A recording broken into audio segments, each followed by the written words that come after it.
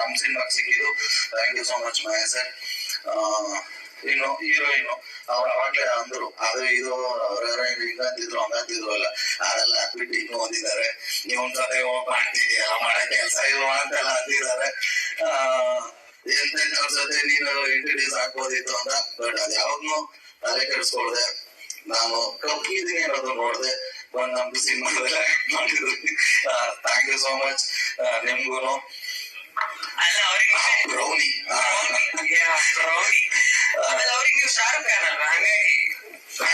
ಒಂದು ಮೇಲೆ ಶಾರುಖ್ ಖಾನ್ ಬರೋಕೆ ಮುಂಚೆ.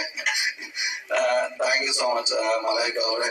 ಇನ್ನು ನಮ್ಮ ಜೊತೆ ನಿಜವಾಗ್ಲು Dharmanna thank you so much Dharmanna. ಯಾಕಂದ್ರೆ ಅವರು ಒಂದು ಕ್ಯಾರೆಕ್ಟರ್ ಮಾಡಿ ಪ್ರತಿ ಹಂತದಲ್ಲೂ ಯಾವುದೇ ಪ್ರಮೋಷನ್ಗೆ ಎಲ್ಲಿ ಕರೆದ್ರು ಧರ್ಮಣ್ಣ ಇಲ್ಲ ಅಂತ ಹೇಳಿಲ್ಲ, ನಮ್ ಜೊತೆ ಅಷ್ಟು ದಿನ ನಿಂತರು Dharmanna. Thank you so much. ಇನ್ನು thank you Naidu sir, Chandramayur sir, thank you so much. ನಮ್ಮ ಸಂತು ಅವನು ಫಸ್ಟ್ ಟೈಮು ಇಲ್ಲ ಸುಮಾರು ಮಾಡಿದ್ದಾನೆ. ಓಕೆ, ದೊಡ್ಡ ಕ್ಯಾರೆಕ್ಟರ್ ಫಸ್ಟ್ ಟೈಮ್ ಅನ್ಕೊಂತೀನಿ. ಇನ್ನು ನಮ್ಮ ಸಿನಿಮಾದಲ್ಲಿ ಆಕ್ಟ್ ಮಾಡೋ ಎಲ್ಲಾ ಕಲಾವಿದರುಗಳಿಗೂ ಥ್ಯಾಂಕ್ ಯು ಸೋ ಮಚ್ ಮಗ. ಎಲ್ಲ ಹೊಸ ಹೊಸ ಕಲಾವಿದರು ಥ್ಯಾಂಕ್ ಯು ಧೀರಜ್, ಎಲ್ರಿಗೂ ಧನ್ಯವಾದ ಅಂತ ಹೇಳ್ತಾ, ಇನ್ನು ನಮ್ಮ ರವಿಶಂಕರ್ ಸರ್, ಸಾಧು ಸರ್, ಇದನ್ನ ನಂದೆಲ್ಲ ಸಕ್ಸಸ್. ಸೊ ನಮ್ಮೆಲ್ರಿಗೂ ಆದ್ರೂ ನನ್ನ ಕಡೆಯಿಂದ ಥ್ಯಾಂಕ್ಸ್ ಹೇಳ್ತಾ ಇದ್ದೀನಿ ಅಷ್ಟೇ. ಇನ್ನು ನೆಕ್ಸ್ಟ್ ಗೆ ಬರೋದಾದ್ರೆ ನಮ್ಮ ಡೈರೆಕ್ಟ್ರು, ಯಾಕಂದ್ರೆ ಇವತ್ತು ದರ್ಶನ್ ಸರ್ ಹೇಳ್ತಾಯಿದ್ರು ತುಂಬಾ ಚೆನ್ನಾಗಿ ಮಾಡಿದ್ರು ಅದು. ಒಂದ್ ಕಥೆನ ಏನೇ ಮಾಡಿ ಏನೇ ಇದ್ರು ಅದನ್ನ ಒಂದು ಕಟ್ ಕೊಡೋದಿದೆಯಲ್ಲ, ಆ ಜನಕ್ಕೆ ಎಲ್ಲೂ ಬೋರ್ ಆಗ್ದಂಗೆ, ಯಾವ್ದು ಇದು ಬೇಜಾರಾಗ್ದಂಗೆ ಒಂದು ಕಾಮಿಡಿ ಕಥೆನಲ್ಲಿ ಒಂದು ಒಳ್ಳೆ ಎಮೋಷನಲ್ ಸೀನ್ಗಳನ್ನ ಇಟ್ಟು ಒಂದೊಳ್ಳೆ ಲವ್ ಇಟ್ಟು, ಇದು ಹೆಂಗಾಗಿದೆ ಅಂದ್ರೆ ಕಾಮಿಡಿ ಸ್ಟೋರಿ ಅನ್ನೋದಕ್ಕಿಂತ ಬರ್ತಾ ಬರ್ತಾ ಇದೊಂದು ಒಳ್ಳೆ ಲವ್ ಸ್ಟೋರಿ ಲೆವೆಲ್ಗೆ ಮಾತಾಡ್ತಿದ್ದಾರೆ ಜನ.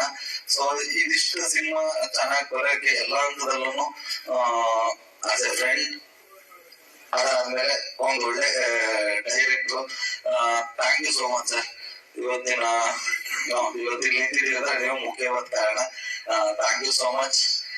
ಇನ್ನು ಫೈನಲ್ ಆಗಿ ಬರೋದಾದ್ರೆ ದಾಬಾಜಿ, ಥ್ಯಾಂಕ್ ಯು. ಥ್ಯಾಂಕ್ಸ್ ಹೇಳಿದ್ರೆ ಚಿಕ್ಕದಾಗ ದಾಬಾಜಿ ಗೊತ್ತಿತ್ತು ಗೆಲ್ತೀವಿ ಅಂತ, ಜನ ಕೈ ಬಿಡಲ್ಲ ಅಂತ ಗೆಲ್ತಿದೀವಿ.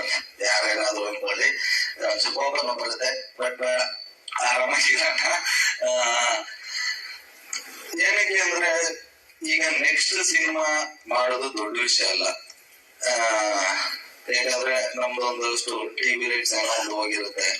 ಈಗ ಮೊದಲನೇ ಸಿನಿಮಾದಲ್ಲಿ ಜನ ಇಷ್ಟಪಟ್ಟು ಒಂದಷ್ಟು ಆಶೀರ್ವಾದ ಮಾಡಿ ನಮ್ಗೊಂದಷ್ಟು ಕಲೆಕ್ಷನ್ಸ್ ಕೊಟ್ಟಿರ್ತಾರೆ. ಇದು ಕೌಂಟ್ ಮಾಡ್ಕೊಂಡು ನೆಕ್ಸ್ಟ್ ಬರ್ತಾರೆ. ಬಟ್ ಮೊದಲನೇ ಸಿನಿಮಾ ಇದೆಯಲ್ಲ, ಅದು ಕಾಮಿಡಿಯನ್ ಆಗಿ ಎಷ್ಟೋ ಜನ ಅಂದವ್ರೆ, ಕಾಮಿಡಿಯನ್ ಆಗಿ ಮಾರ್ಕೆಟ್ ಇಲ್ಲ, ನೀನ್ ಹೀರೋ ಯಾಕಪ್ಪ ಮಾಡ್ತಿದ್ಯಾ ಅಂತ. ಸೊ ಅದ್ ಯಾವ್ದು ತಲೆ ಕೆಡ್ಸ್ಕೊಳ್ದೆ, ಯಾವ್ದನ್ನು ಮನ್ಸಲ್ಲಿ ಇಟ್ಕೊಳ್ದೆ, ಕಥೆಗೆ ಏನ್ ಬೇಕು ಅದನ್ನ ಪೂರ್ತಿ ಒದಗಿಸ್ಕೊಟ್ಟು ಎಲ್ಲೂನು. ಈಗ ನಮ್ಮ ಸಿನಿಮಾ ನೋಡಿದವರು ಯಾರು ಪ್ರತಿಯೊಬ್ರು, ಕೆಲವ್ರು ಹೇಳ್ತಾರೆ ಅದೇನು ಮಾಡಕ್ಕಾಗಲ್ಲ ಹೊಟ್ಟೆಯವರಿಗೆ, ಯಾರು ಇಲ್ಲಿ ಇನ್ನೊಂಚೂರು ಖರ್ಚು ಮಾಡ್ಬೋದಿತ್ತು, ಇಲ್ಲಿನ ಚೆನ್ನಾಗ್ ಆಗ್ಬೋದಿತ್ತು ಅಂತ ಎಲ್ಲೂ ಹೇಳಲಿಲ್ಲ.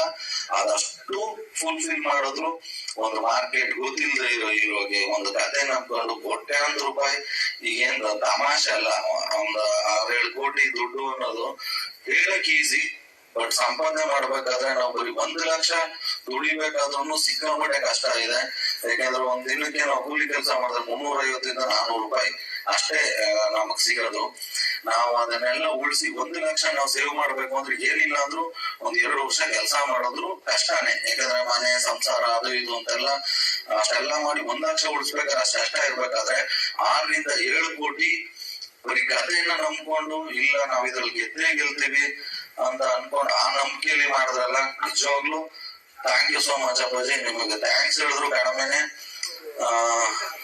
ಗೊತ್ತಿಲ್ಲ, ಏನಾದ್ರು ಜನ ಕೈ ಹಿಡಿಲಿಲ್ಲ ಅಂದಿದ್ರೆ 100% ಬಿಡ್ರಿ, ನಾವು ಚೆನ್ನಾಗಿ ಇರ್ತಿದ್ವಿ.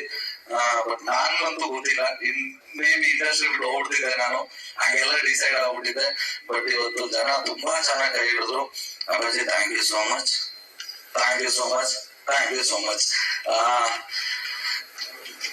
ಏನು ಇನ್ನೇನ್ ಹೇಳಿ,